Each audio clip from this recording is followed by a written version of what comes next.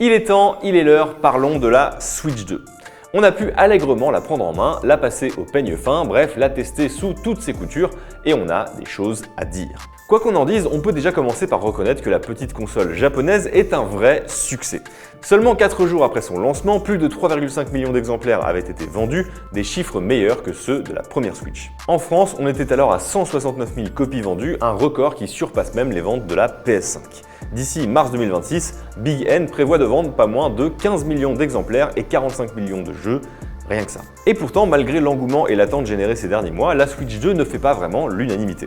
Catalogue un peu trop restreint, performance en dessous des espérances, prix jugé prohibitif par certains, choix marketing discutable de Nintendo, les critiques se multiplient et pour être honnête, la plupart nous semblent tout à fait légitimes. Alors aujourd'hui, on va justement essayer de faire le tri entre le positif et le négatif, entre ce qui marche et ce qui dérape, entre ce qui nous a agréablement surpris et ce qui nous a plutôt déçus. Et vous allez le voir, chacun des points capitaux de cette console sont en eux-mêmes à diviser en deux. Rien n'est catastrophique, mais rien ne surnage non plus comme étant vraiment bluffant.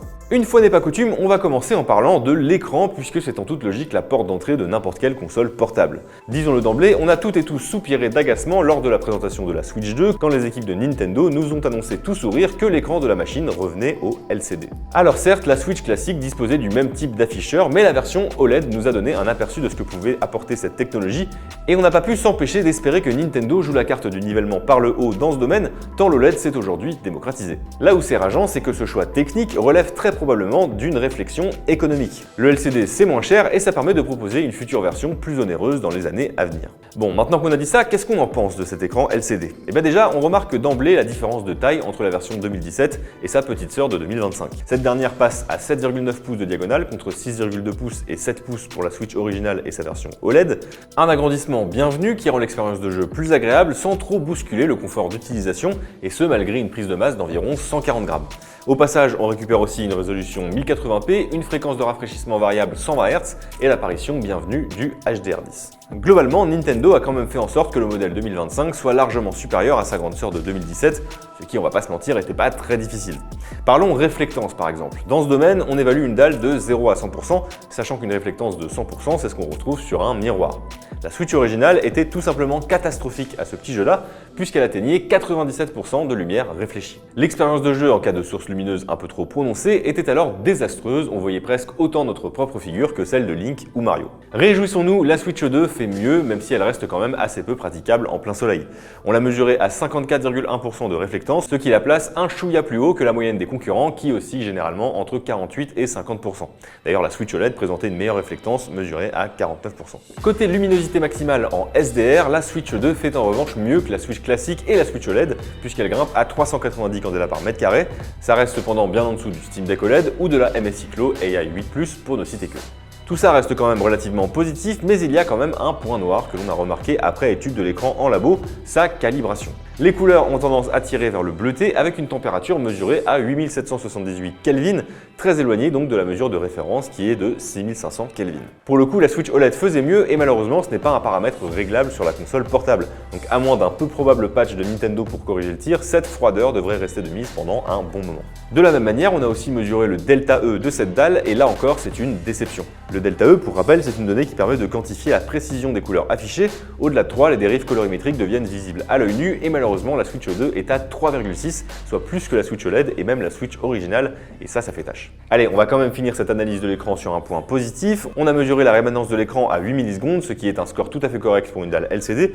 Sur les jeux bien optimisés et compatibles avec la fréquence de rafraîchissement maximale de l'écran, on n'a donc pas de problème de décalage entre les images, un constat qu'on ne peut toutefois pas garantir pour des jeux plafonnant à 30 ou même 60 fps. Maintenant qu'on a bien regardé l'écran, prenons un peu en main la console en elle-même. Premier constat, Nintendo a eu la bonne idée de remplacer la minuscule béquille de la première Switch par un vrai stand digne de ce nom qui s'étire sur toute la largeur de la console comme celui de la Switch OLED.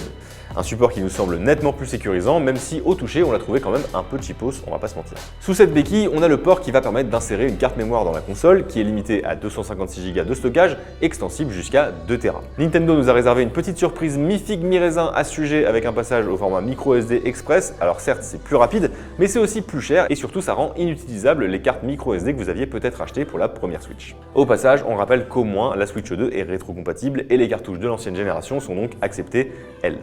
La tranche supérieure de la console accueille un second port USB-C, une tendance de plus en plus fréquente sur les consoles portables, et qui permet de brancher un accessoire pendant la charge ou tout simplement de choisir de quel côté vous souhaitez charger, ce qui est toujours pratique. Allez, terminons avec l'éléphant dans le couloir dans le magasin de porcelaine, les Joy-Con. En dehors de leur design moins chatoyant qu'auparavant, pas grand chose ne change, pour le meilleur et surtout pour le pire. Ils utilisent toujours des résistances à potentiomètre pour calculer leur position avec des pièces en plastique sujettes à l'usure dans le temps.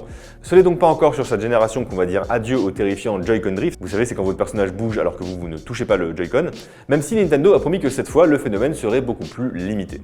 On aurait quand même aimé voir Big N passer au joystick à effet Hall ou à capteur TMR, surtout vu le nombre de plaintes sur le Joy-Con Drift de la génération précédente, et encore plus si l'on prend en considération le prix de ces nouvelles manettes, 90 €.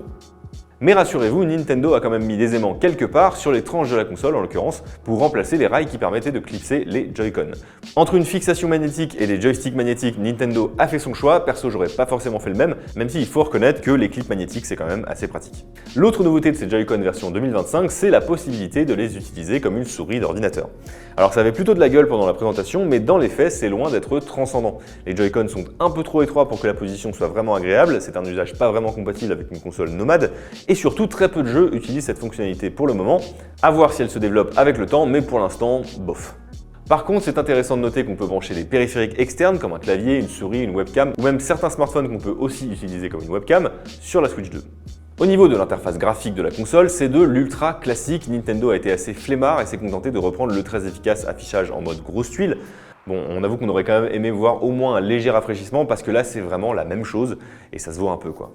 On a tout juste une icône qui vient s'ajouter à l'écran d'accueil et parmi les boutons physiques de la console, un gros C qui signifie Game Chat, la fonctionnalité qui permet de discuter avec vos petits camarades pendant que vous jouez. On note aussi que le menu d'options s'est un peu étoffé avec des paramètres pour le calibrage du HDR, de la fréquence de rafraîchissement, du mode d'utilisation des Joy-Con et bien d'autres choses encore. Il est temps de faire chauffer la console, enfourcher notre carte, brancher nos implants, affûter notre épée. Voyons ce qui se passe du côté des perfs de la Switch 2. Sous le capot, on retrouve le processeur Nvidia Tegra T239 conçu exclusivement pour la console, assorti à 12 Go de mémoire vive dont 9 entièrement dédiés au jeu et 3 à l'OS. Le GPU intègre 1636 cœurs CUDA pour une puissance graphique de 3,072 teraflops en mode docké et 1,71 teraflops en mode portable. C'est 6 fois plus que sur la première Switch, assez proche de la PS4 Pro et évidemment très éloigné des consoles de salon actuelles. Alors il est difficile de faire des mesures précises sur les performances pures de la console, mais on peut au moins dire que sur les jeux actuels, elle ne flanche pas et connaît assez peu de ralentissement. On a noté un tout petit peu de lag au moment de lancer une course à 4 joueurs sur Mario Kart World, mais ça se dissipe assez vite, donc rien d'alarmant. En revanche, compte tenu de son architecture qui ne mise pas forcément sur les performances techniques pures et dures, il est probable que la console éprouve quelques difficultés à faire tourner à l'avenir certains titres très exigeants développés pour des machines plus puissantes. En tout cas, il faudra faire un gros taf d'optimisation pour que ça fonctionne bien. Rien à signaler du côté de la chauffe, on a mesuré un pic à 41,7 degrés sur le bord gauche de l'écran et les Joy-Con maintiennent une température largement acceptable pour jouer confortablement. Terminons ce petit tour du propriétaire par l'autonomie de la bête. Selon Nintendo, la Switch 2 peut tenir de 2 à 6,5 heures en fonction du contexte d'utilisation, c'est-à-dire selon le jeu, la luminosité de l'écran, l'activation du Wi-Fi, etc.